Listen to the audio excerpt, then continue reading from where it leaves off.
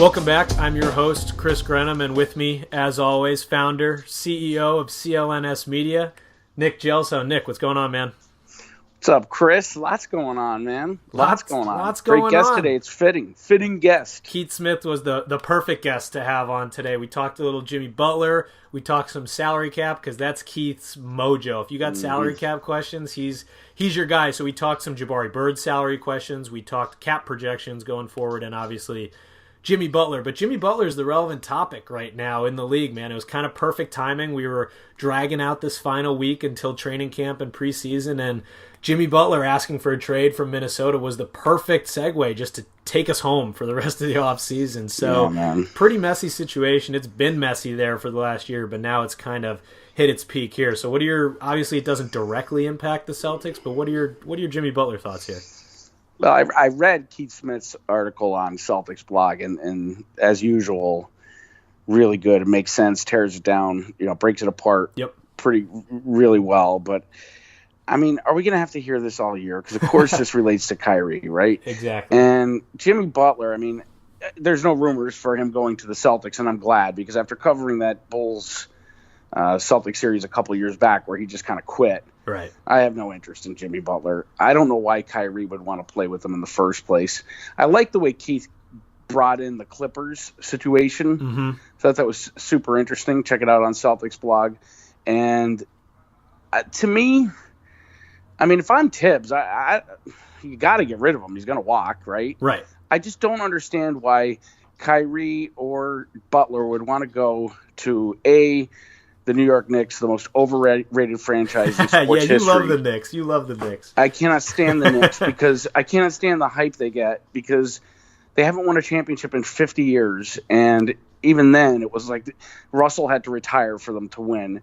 And then there's the Nets. Like, I might as well just still be in New Jersey. Like, I don't know what kind of thoughts are going through these guys' heads. Yeah, it's an interesting list. Obviously, the appeal for Butler is the max cap space for those three teams going into next offseason. And you look at the Clippers, and again, I mentioned them in last week's episode. That's, has always been my opinion on if Kawhi doesn't stay in Toronto, I think he's going to end up with the Clippers. So, of course, that possibility with two max cap, options there in LA, that's an appealing thing to him. But Keith, again, we'll talk about it in our interview with him later on in the show, but he brought in the interesting aspect of how even the Clippers, has to do with the Celtics and impacts the Celtics draft picks moving forward. So it's interesting, but it's messy, man. It's messy, and again, it's going to go on pretty much all season long until Kyrie basically says, I'm not going anywhere, which isn't going to be until the offseason next year. And I tweeted it the other day. I am, 3 weeks into this season, I'm going to be so sick of hearing these Kyrie rumors and Kyrie speculation. It's going to be great for ratings and clicks. Oh, but totally. At the same time, as a reporter, it's just so boring to have to discuss the same thing over and over. And all I can say about the entire situation is Boston is not. If that he's going to trade him. Yeah. So, I mean, wherever Jimmy Butler goes, wherever Joe Schmo goes, where Uncle Drew, wherever Kyrie wants, it doesn't really matter, in my opinion, anyway. If Kyrie wants to go, let him go. We don't need him. The Celtics don't need him. Yeah, it's an interesting. I'm more interested at the moment right now in the whole Jimmy Butler situation with if they're going to trade him, because obviously Tom Thibodeau is a pretty stubborn guy. He's a hard-nosed dude, and that's just his way. That's his mantra. And he's saying, I'd basically rather walk. There was a report yesterday, I'd rather walk than give him up for picks and rebuild this team. And I don't know, you can't really, these relationships, when they go south like this, they rarely turn around. So, I think they're going to have to bail on him, and my real hope out of all of this for the near future. Yes, Clippers for sure, but in the really near future is that Jimmy Butler has to show up at Timberwolves Media Day on Monday and take a picture next to Andrew Wiggins and Karl Anthony Towns, and Twitter just explodes. That is my immediate hope. But that's great, Chris. For a basketball situation, I agree with you. Clippers, you got to root for the Clippers, and obviously, like Keith elaborates later in the show, if the Clippers succeed and play well and make the playoffs over the next year, it's good for the Celtics. So, got to root for them. Before we go to Keith, just let me whine for 1 second. I'm just getting so sick of how the players control this league. Between Kawhi and now Jimmy Butler, I love that Tibbs says let him walk. Because you know what? He's putting his foot down. It's that old school mentality. It may not be the best business decision. It's that but there's got to be. It's the old school mentality, which is it's crazy that suddenly that is an abstract move by him, but it is, like you said, it's a really players driven league. It's a players driven league, and you know what? They're running wild with it. They are. They are. As they should. If I was a player, I would do the same thing. I don't know. You have to look at. I guess it's easy for me to say I'm not in the situation, but you have to look at the health of the league as a whole, and the league in itself is kind of really struggling with the off-balance conferences and player and teams. Now players the Kawhi Leonard thing, no one has ever wanted to leave Greg Popovich.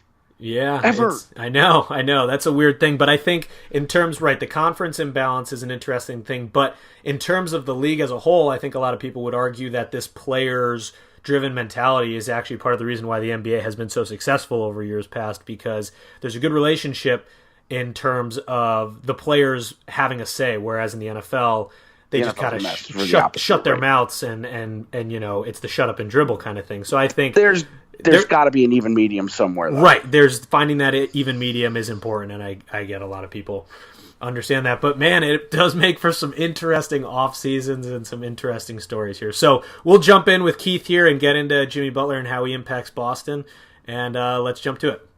And now we welcome in Keith Smith of Celtics Blog and Real GM. Keith, how's it going, man? It's going well, Chris. How are you doing? I'm good. So last time we were together, we were at the Thomas and Mack Center at UNLV watching an unhealthy amount of basketball. And now that we've regained our sanity and summer's coming to a close here, we've got training camp less than a week away, preseason 1 week away. We made it. We're here. Oh, man, yeah, I know. It seemed like in the beginning of July when we were together out there in Vegas, it was never going to get here, and then it just dragged through, end of July and into August. But here we are a week out, and, couldn't be more excited to see the Celtics team fully healthy on the floor together. Exactly, yeah. Everyone's looking forward to that, and as Brad Stevens said yesterday, it looks like everyone's going to be a full go going into training camp, so that's great. But in other NBA news recently, you wrote a piece on it this morning on Celtics Blog. We have the whole Jimmy Butler requesting a trade from Minnesota. Obviously, Minnesota, it hasn't really been a very pretty situation in that locker room for about a year now. Whether it's Karl Anthony Towns against Butler or Butler having issues with Wiggins or Thibodeau with the locker room, regardless, it just hasn't been very pretty. And so obviously, Thibodeau and Butler met the other day in LA, and Jimmy Butler officially requested a trade with his 3-team list being the Clippers, the Nets, and the Knicks. So obviously that doesn't directly have to do with Boston and with the Celtics, but in your piece this morning, you kind of laid out how it does impact Boston and, in what form it does, more specifically with Kyrie. So in your opinion, really, how does this touch upon the Celtics, and what should Celtics fans really be paying attention for here? Yeah, absolutely. It's going to be something that Celtics fans are going to want to watch. And I want to start off with, no, the Celtics are not going to trade for Jimmy Butler, unless the Wolves all of a sudden have a healthy desire to take Shane Larkin in some massive sign and trade to be the salary match, which is not going to happen. So really what's important that people understand here with the Celtics connections are there's really two parts to this. So the first is the Knicks and the Nets part. So it's it's really you're doing some connecting of the dots here, but these are not hard dots to connect, because what you're looking at is it's rumored that Jimmy Butler and Kyrie Irving have talked about playing together at some point in their careers, and we've seen in the past when you start to hear rumor of that, there's probably generally you should pay attention a little bit. We heard that with LeBron, Wade, and Chris Bosh, and then we heard that with Kevin Durant and the Warriors group and those kind of things. So it's definitely something you want to at least pay some level of attention to, even if you think, you're the most diehard Celtics fan and why would Kyrie ever leave and those kind of things. And you might be right on that, but it is something worth watching. So that's the first part of it. If either one of those teams gets Jimmy Butler, well, all of a sudden now it starts to look like, wait a minute, Kyrie's also been talked about maybe going home to the New York area to play for the Nets or the Knicks in the past too. So those are things you're going to want to pay attention to there as far as, could they connect and, link up and on one of those teams. And those are things that, Celtics fans, they're not going to want to hear it, but that's something until Kyrie Irving re-signs with the Celtics, these are the kind of things you're going to have to think about at some level and at some point. And it's kind of funny because I've had some people jump in and say, well, then they should trade him right now. Right. Well, let's not go crazy. Yeah. There's no reason to do that. And I continue to believe that the most likely thing that happens is Kyrie Irving re-signs in Boston. You always, unless the relationship has gone sour, the incumbent team has such a big advantage with how much more they can pay the player that you always want to focus on that. And then the third team in the Los Angeles Clippers, why does that matter? Kyrie's probably not going to the Clippers, right? He's not going to go play in LeBron's shadow in Los Angeles. He's often said he's an East Coast guy, not a West Coast guy. Mm-hmm. But why that matters is the Celtics have a future draft pick from the Clippers. This coming draft, the 2019 draft, it's lottery protected. If Boston doesn't get it, it rolls over to 2020. Again, lottery protected. If Boston doesn't get it in 2020, it turns into 1 second-round pick in 2022. This was all by virtue of the Jeff Green trade back in the day. Yeah, exactly. These picks moving over to Boston via the Memphis Grizzlies. So what you want to see is you really want to see the Clippers. If you're a Celtics fan, you want to root for the Clippers to be a playoff team either this season or next season. So the Celtics get a first-round pick. And there's a couple people who've been like, well, it's just going to be another late first. Well, a late first is still better than a second rounder. Yeah. And it's not going to be that late. So, and Jimmy Butler is the kind of guy who, this year might be a little tough to lift the Clippers into the playoffs. Depends on what they would give up to get him. The West is that deep and competitive. Right. But next year, if they add another free agent to Jimmy Butler, all of a sudden, you could see the Clippers, be right back in that playoff mix. And that's going to be something, again, that you're going to want to watch. And I put it in the piece on Celtics Blog today. And, hey, you get to root for old friends Doc Rivers and Avery Bradley. Yeah, what's so bad about that? Exactly. Yeah, exactly. Yeah.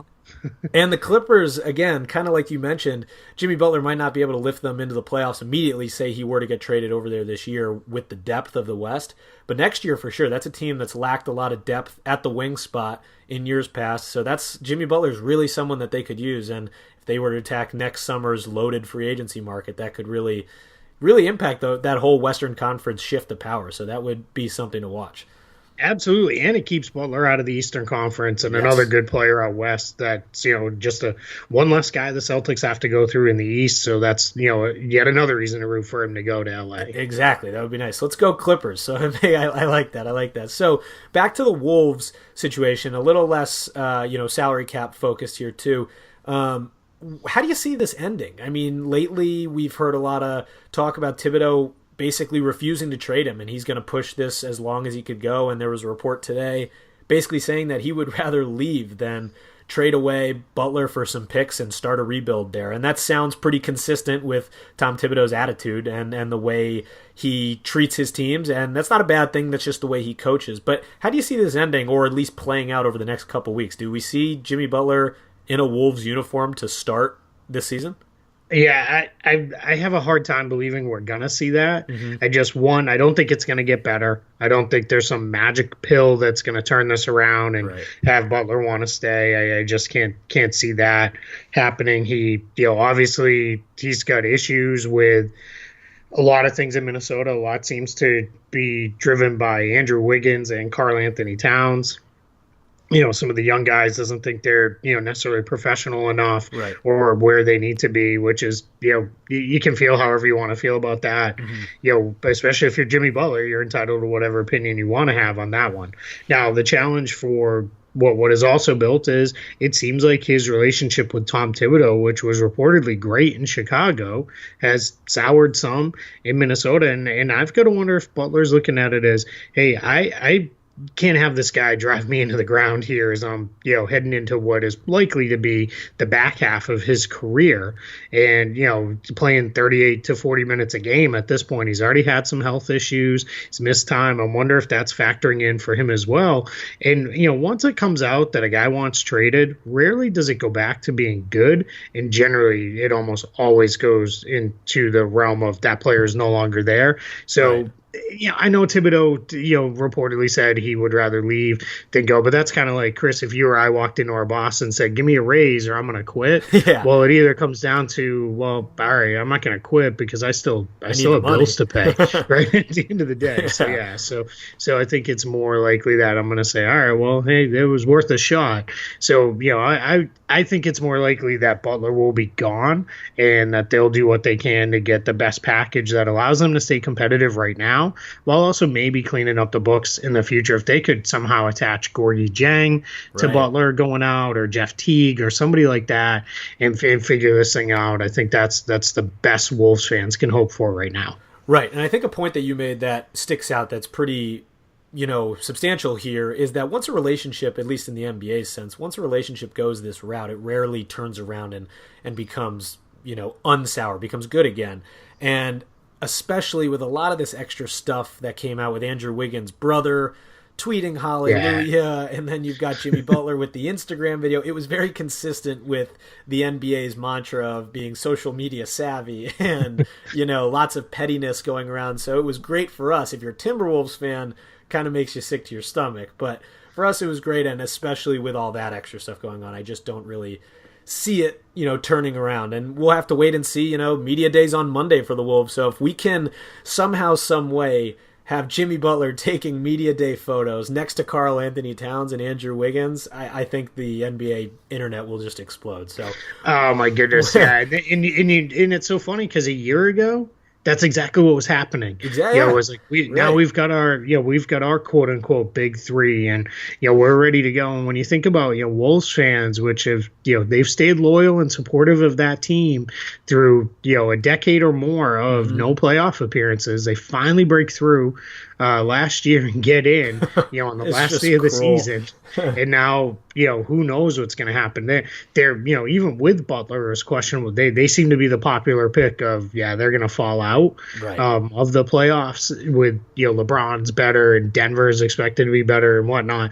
But now without Jimmy Butler, I mean, the reality is, even if you get a couple good players back, the NBA's you need 4 quarters don't equal a dollar in the NBA. So stars are what win, and Jimmy Butler was depending on what you think of Karl Anthony Towns, he was the biggest star on the team. And then, of course, we all lose because we were Joakim Noah away from being back to the Timberwolves. Could have had the Timberwolves, man. I know. We're so close. Right there. We're right there. And that would have been perfect for NBA Twitter. It would have been phenomenal. But again, that's something we'll just have to see play out over the next week or so. Let's shift gears a little bit over to some salary cap news. You are, in my sense, the salary cap guru. You're the guy. If I've got salary cap questions, I'm coming to Keith. So, with the recent news of the updated salary cap projections for the coming seasons, let's just put it into some layman's terms for people like me who don't fully get the ins and outs of some of this stuff. So, the 2019-2020 season salary cap is going to be set. The projection is, according to The Athletic, that's what The Athletic first reported, is $109 million, and the luxury tax for that season will be set at $132 million. Now, if I'm correct, the salary cap for the 2018-2019 season is 101.9, correct? Something like that? Yeah, just about. Yeah, almost 102. Okay. And then for the following season, for 2020 and 2021, the salary cap's going to be set at around $118 million and the luxury tax of about $143. So what does this mean for off seasons going forward, for teams like the Celtics going forward? Is there any big measures occurring with this news? Yeah, so this is actually pretty huge. The jump of $7 million from this year to next year alone is pretty big, but it's that projection has stayed true. That 109 projection is now, I want to say we are 3 rounds in of them sticking at that number. Okay. Generally, when the NBA is that close, it's going to come in 1 million one side or the other of that. Got it. Is most likely what we're going to see. So, a jump of anywhere from 6 to 8 million is pretty big. Then what that does is that allows teams that are kind of on the tipping point of max cap space or not max cap space, that can change the dynamic for them. Now, one thing that can't be forgotten is under the current CBA, which is a change to the previous, the max salary tiers are locked in to the salary cap. So meaning the lowest tier is 25% of the cap, middle tier is 30%, highest tier is 35%, which is really nice to keep it simple because it used to be a percentage of the BRI calculation, which is basketball related income. And it was really kind of confusing to get to that number. Now it's nice and clean. You plug the number in. Okay, no, my first year max salary is X. The other thing is, which is important for Celtics fans to know, is we go up by, again, next year, the salary cap jumps about $8 million or so on the luxury tax line jumps about $8 million or so. And that's really important for the Celtics because they're already over the luxury tax right now. Now they could make a tax avoidance move at some point. Thing that's important to note there is you just have to be under by the end of the season. It's not, you got to get under today. It's just, by the end of April, you have to figure out something there to make that move. So, and which is generally really the trade deadline because it gets hard to get there after that. So you're looking at that. Now, when you flip it forward 2 years from now in 2021, that going up to 118, that's about a $2 million jump, and then 143 on the tax line, another again about $2 million jump. That's again big for the Celtics because that year, what you're looking at, if you're the Boston Celtics, is you are going to have. All right, but let's take best case scenario here. You're going to have Gordon Hayward on his player option if he opts into that, which he's that's $34.2 million. Unless he comes back and is better than he ever was before, I have a hard time seeing him opting out of $34.2 million. Let's say they re-sign Kyrie. You're going to have Kyrie pushing about $36 million or so in that year. Then Al Horford, who knows what he'll be, but he could be a free agent or he could be under a new contract. And then Jaylen Brown's due for a new deal that summer. That could be the first year of an extension for him. Aaron Baines could be a free agent. So you're seeing all this stuff is piling up for the Celtics. So any jumps here help them because the Celtics, this is something we said last year when they signed Gordon Hayward. That was the last chance at cap space for a while for Boston, unless they really fall apart and lose Kyrie and lose Al Horford and all these other guys that they'd rather not lose. They're going to be a capped out team. So what you're really looking for is growth between their salaries committed on the books and the tax line, and that's what we're seeing for the Celtics. So it's a little bit of help for them. It'll get eaten up very quickly, and we'll see. I still believe in the ownership when they say that they're willing to pay the luxury tax for a winner. That does only go so far, but we'll see where that ultimately lands out. And and then it could be the year after that we could be really looking at the more punitive repeater tax kicking in, and that's when it starts to get really tricky for ownership because that starts to get very expensive for them to keep a roster together. Right. So there you go. I mean, this salary cap news is very relevant, especially over the next couple of years to the Celtics. That 2021 year, quick question, that's Gordon Hayward is the only one with a player option as of now that year, correct? You've got a bunch of team options with Tatum and Gershon and probably Robert Williams that year as well. Yeah, those guys, they've got a team option on the last year, Shemi's contract as well. So, and it would be Jaylen Brown, and I know we're going to talk about it a little bit in the show.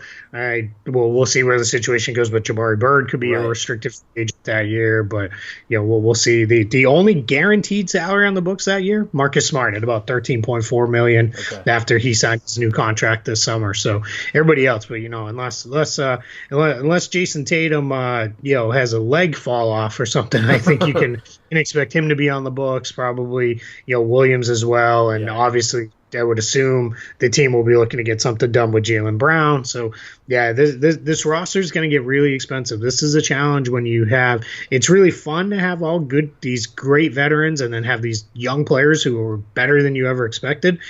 As long as you're the fan and you're not the owner. As long as it's not your money. It's fun, but it's pricey when you're involved. Yeah.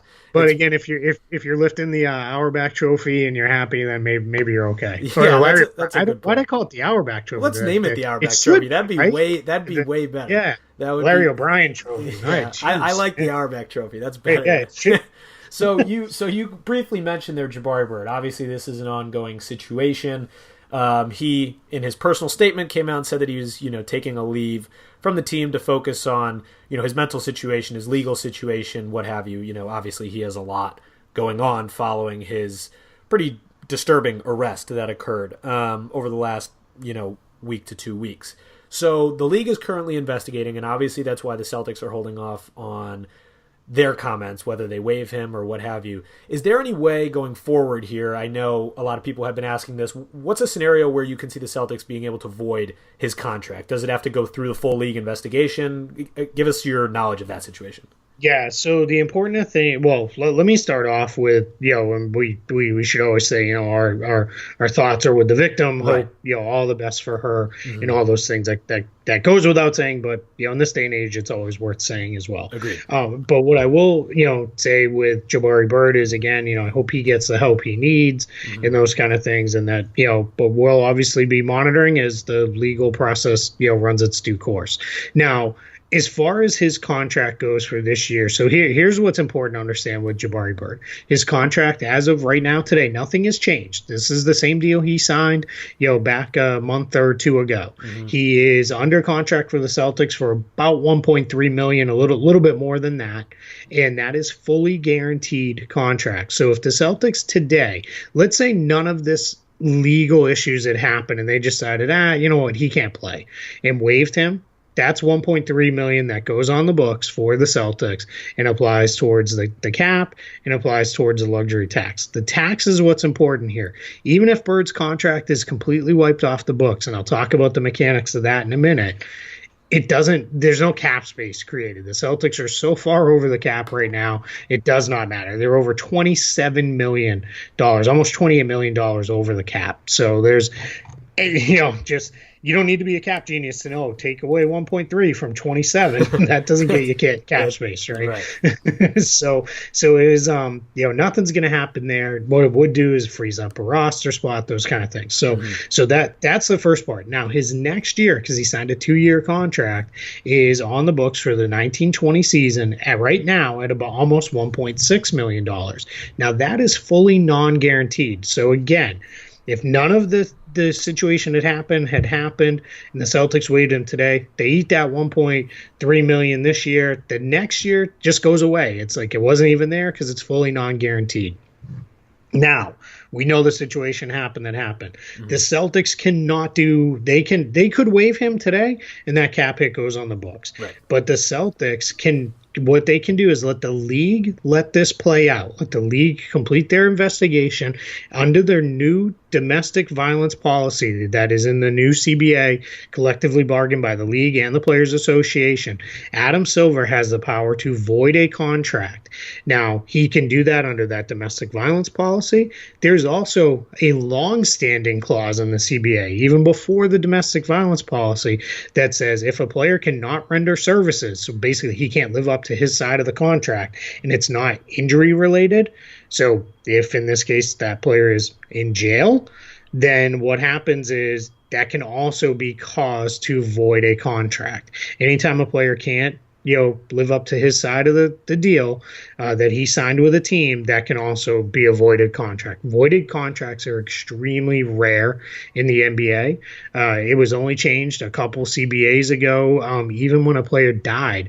Famously, I know a lot of bitter Celtics fans that when Reggie Lewis died, his salary cap number stayed on the books for the Celtics until the contract ran out, which, there's a whole lot of stories and shenanigans that went on there as teams were sick of losing to the Celtics and didn't want them to get any kind of relief and, said, don't take it off. But that's a different situation. So in this situation it's really going to be Adam Silver in the NBA, as the Celtics have said very clearly. They're not washing their hands of this and saying, we're out. They're basically saying, it's now in the league's hands. We're going to let them, do what they need to do. We'll support in every way possible, and then we'll see where this plays out. So this is going to be something that, unfortunately, you're going to be there Monday at Media Day. Yep. There's going to be a lot of questions asked of players, Brad Stevens, Danny Ainge, whoever is made available to the media. I'm assuming there's going to be questions about Jabari Bird asked. They will have coached everyone there to probably give a very similar answer to, this is now an NBA and a legal matter. I'm not going to comment, something along those lines. But the tricky part is those questions are going to be asked to every single guy who comes up there and stands in front of a microphone. They're going to be asked that question, and that's going to get really tough for the players to hear this. And then every day from there on out, right, there'll be some level of media access. Yeah. It's just going to hang there, but it's unfortunately, this is not going to be resolved quickly. It's probably going to take a little bit before this goes, because we all know the legal process is not going to be quick either. And the Celtics and the NBA are going to act in conjunction with that legal process as well. Right, and I mean, it's probably a good thing that they're taking their time and deliberately going through this, but again, you tweeted it the other day, and you just mentioned it. It's going to hang out there for quite a long time, and whether we like it or not, it's going to be mentioned quite a bit over the next month to however long this goes on. But Keith, thank you for explaining that. Thank you for coming on the show. You can follow Keith at Keith Smith NBA on Twitter. He's a phenomenal follow. You can get him at RealGM and Celtics blog. Thanks a lot for coming on, man. I'm sure we'll be talking with you soon over the next month or so. Yeah, absolutely. Like I said, it's Thursday night when we're recording this, and we're a little over a week out from the first preseason game. So that's right. We're there, man. I can't wait. I'm excited. Thanks for having me on the show, and let's look forward to a good season, good NBA season coming, and hopefully a successful one for the Celtics. That's right. Thanks, Keith. I appreciate it. Absolutely. Okay, great stuff there, as always, from Keith Smith. You can follow him on Twitter at Keith Smith NBA. You get him at RealGM and Celtics blog. Once again, he always brings it, so we'll have him on in the coming months as the season gets going here. Now, Nick, we're recording on Friday. We are a week away from Celtics basketball. A week from today, the Celtics play at the Dean Smith Center in North Carolina. They'll play the Hornets to open up their preseason slate. We have just a couple days away. On Monday, we'll be at Media Day, so you can follow Celtics CLNS and at Celtics blog on Twitter for all of that coverage. Anything you're looking for in particular going into Media Day on Monday? Oh, man. Well, as much as I love Celtics events, I'm not looking forward to the location because it was brutal last year. Yeah, it was brutal last year, and I suspect it will be again. But yeah, it's tight. It's tight. Yeah, I mean, Media Day is always fun, right? Everybody's kind of loosey goosey. Last year was super interesting because Kyrie and LeBron were kind of shouting at each other from 4 states away on the microphone. Like there was just some intriguing sub stories.